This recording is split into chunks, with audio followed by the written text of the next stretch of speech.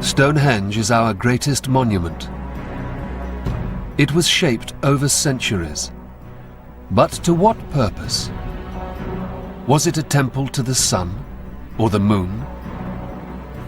An astronomical calendar or a shrine to dead ancestors? Now, Stonehenge may be about to give up some of its secrets.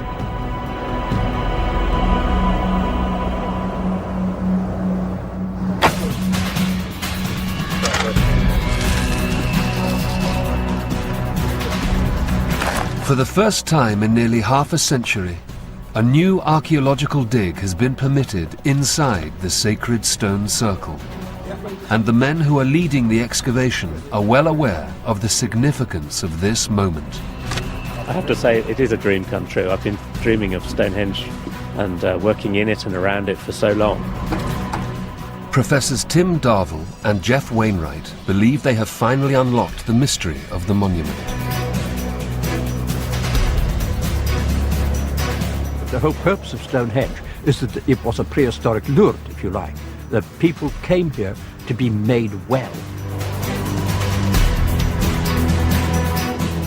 Stonehenge as a healing centre would attract not only people who were unwell and looking to get healed, but people who were capable of helping them become healed. And therefore, in a sense, Stonehenge becomes the A&E of southern England. Their radical theory is based not only on the evidence from within the sacred circle, but from forensic examination of some of the bodies buried around Stonehenge. It would have been excruciatingly painful. He wouldn't have been able to move easy, he wouldn't have been able to bend his knee. Stonehenge has been shrouded in mystery for centuries. But the stones and the bones are now telling a new story of one of the wonders of the world.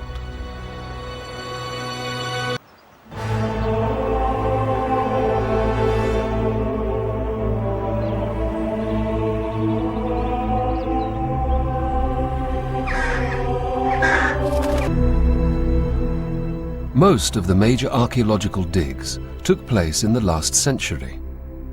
The final one, nearly 50 years ago, in 1964, and they unearthed some basic facts about the monument. We still don't know. The stone's alignment means that on the summer solstice, the sun rises directly behind the main entrance to the monument. Stonehenge is a symbol of the success of this new agrarian economy.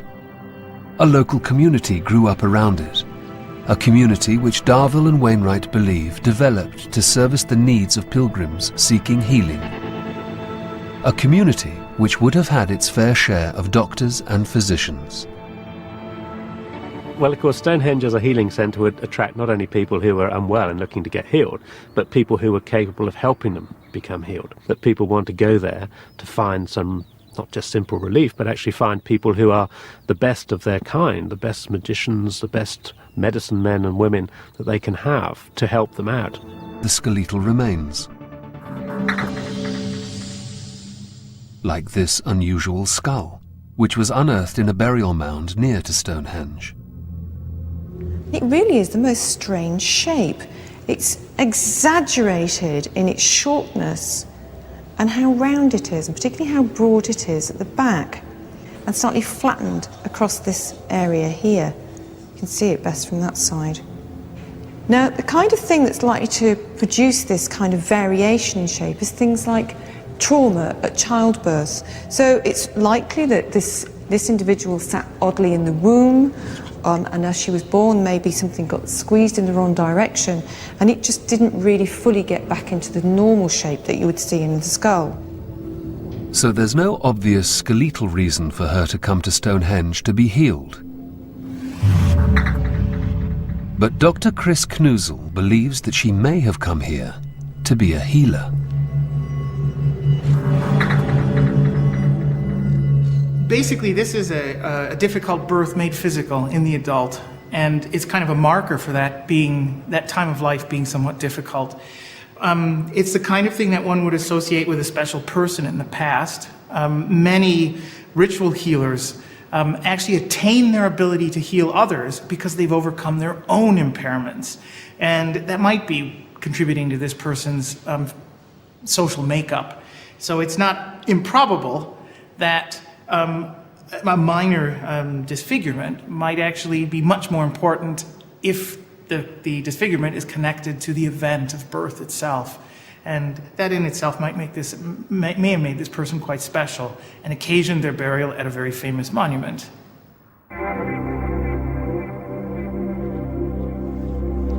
The dig is now nearly over. The excavation has exposed a patchwork of holes, which is evidence of the continued reshaping and restructuring of Stonehenge over thousands of years. And most of them were occupied by bluestones.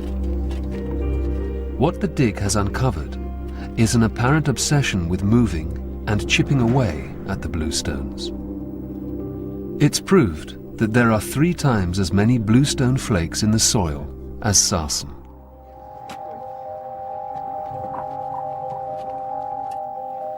In the 12 days of the dig, they have excavated 8 cubic meters of soil. And when they sift through it all, they uncover 100 bits of organic material and select the 14 most promising pieces for carbon dating. And all of these vital pieces of evidence are sent to Oxford University's specialist lab to undergo the most up-to-date carbon analysis.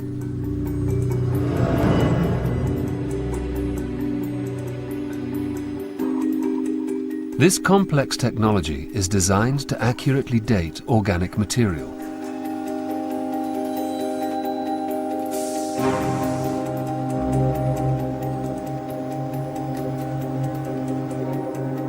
The results are unexpected and startling.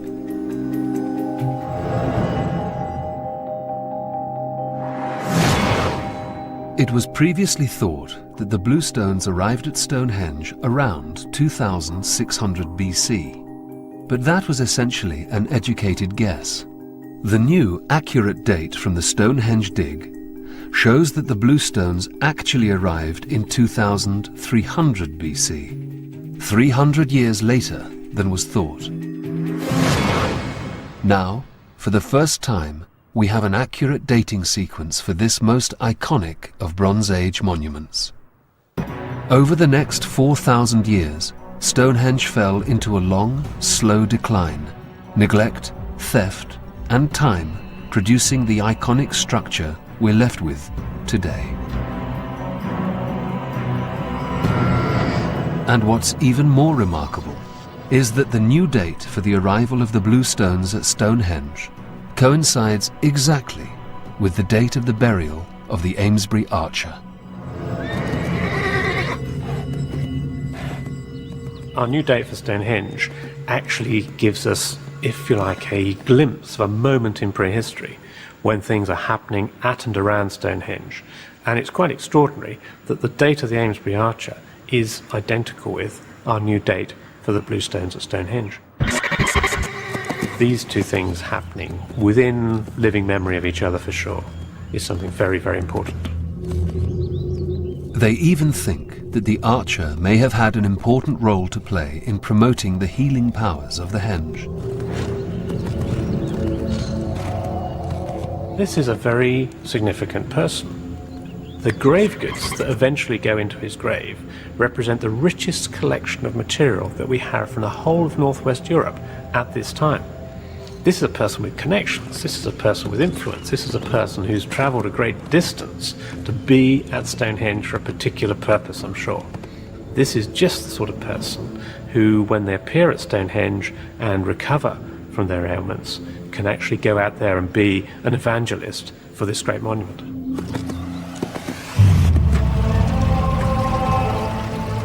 But there is one final, unexpected revelation from the carbon dating process. A tiny fragment of organic material showed that people had been at Stonehenge since 7000 BC. That's 9,000 years. When we got the date of 7000 BC, it was about 7200, that was absolutely fantastic because we knew Mesolithic people, the Middle Stone Age, the hunter-gatherer people were living in the area, were building upright pine posts in the area of Stonehenge. Why they chose that particular landscape is still a mystery, but this now proves beyond all doubt that they were at Stonehenge thousands of years before Stonehenge was even conceived as a monument. Up until now, the earliest evidence for any kind of activity on the site of the monument is around 3600 BC. This new date pushes the Stonehenge story back another 3,500 years. For the archaeologists, this historic dig at Stonehenge has surpassed all of their expectations. When we look back over the results of that tiny little hole, it's hard to imagine that we could actually have got so much out of such a small area. We've actually managed to rewrite whole sections of Stonehenge's history from those very small excavations. It took Tim and I think, about an hour around the kitchen table to plan it, but that small hole produced big results.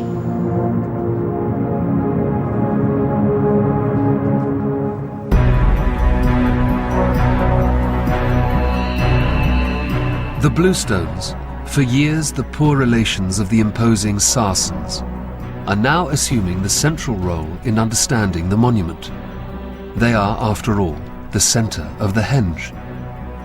And the reason for that might now be becoming clear. This may have been a place where the sick came to get better. Surviving the winter just got a little better.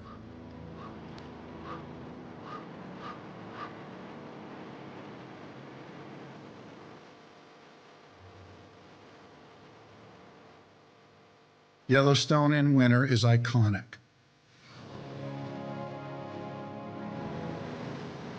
A world of ice and fire.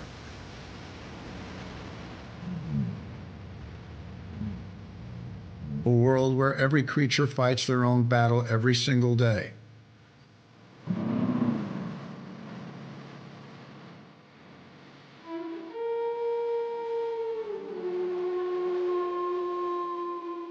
But if not for the pioneers who made the decision to protect this place 150 years ago, we'd never know that it even existed.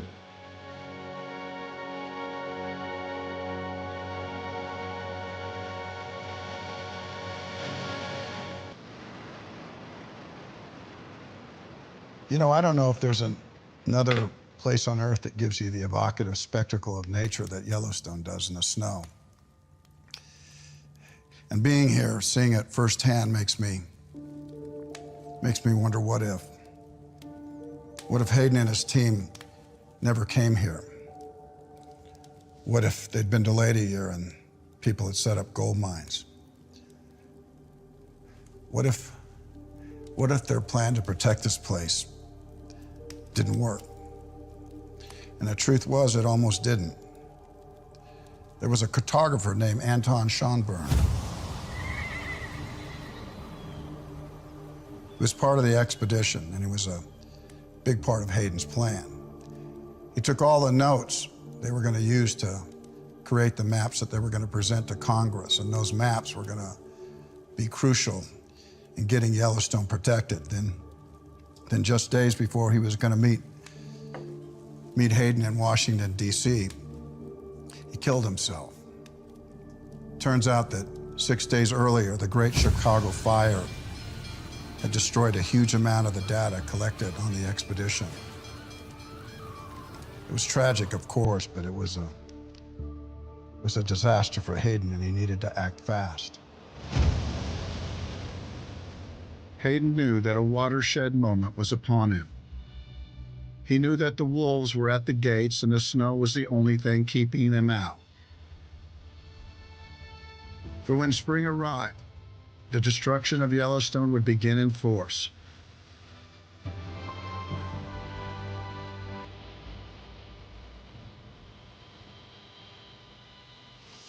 The vandals who are waiting to enter this wonderland will in a single season be spoiled beyond recovery, these remarkable curiosities, which have required all the cunning skill of nature thousands of years to prepare.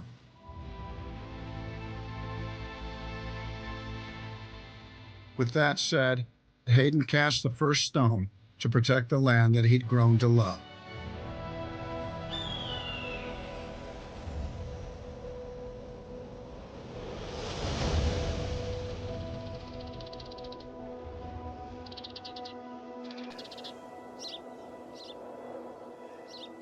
You know, Hayden predicted they would come in droves to destroy this place. Once the winter released the land from its clutches, his words, not mine, but boy, was he right.